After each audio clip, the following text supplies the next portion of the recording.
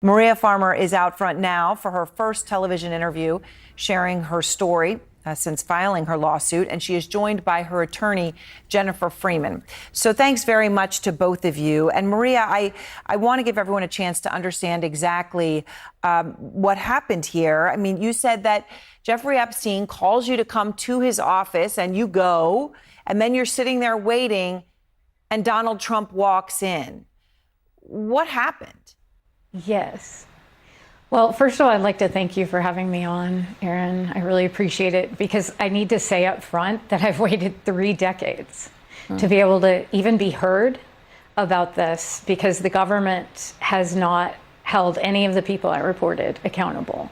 And so basically the night before I went in, before I began working for Epstein, he called me at very late in the evening and asked me to come up to the Helmsley Palace offices.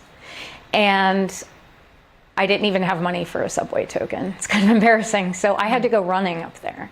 And so I told Epstein, I'll be up there. It'll probably take me until like 9. He's like, okay.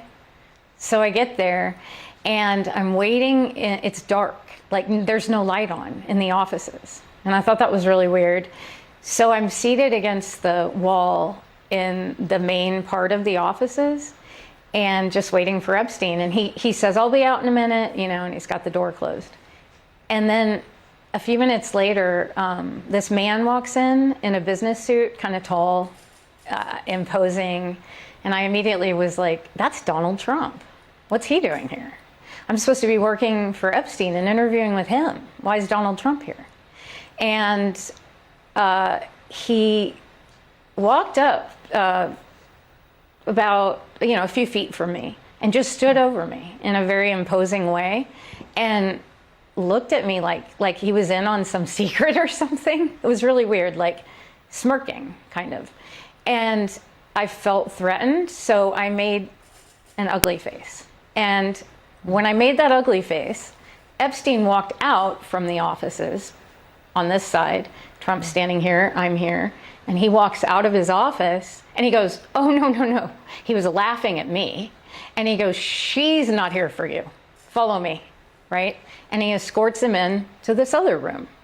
And I always wondered, who was she in there? Was someone in there, right? And I have no way of knowing, nothing. But I felt very intimidated because I had on running shorts and I was vulnerable, sweaty, just a nobody in an office with these 2 men. That it felt very predatory and uncomfortable. I have to say that when I made that ugly face, he backed off. It wasn't like he was aggressive after that, but he made a really vulgar comment following. And I don't know if it was like, like locker room talk in the 90s, the way men were, but he made a joke to Epstein, oh, I thought she was 16. And I thought that was so strange because at the time my sister was 15 actually. And I didn't think it was funny, even though it was just a little bit inappropriate, but I thought, I don't know what it was. But anyway, and then they entered that room.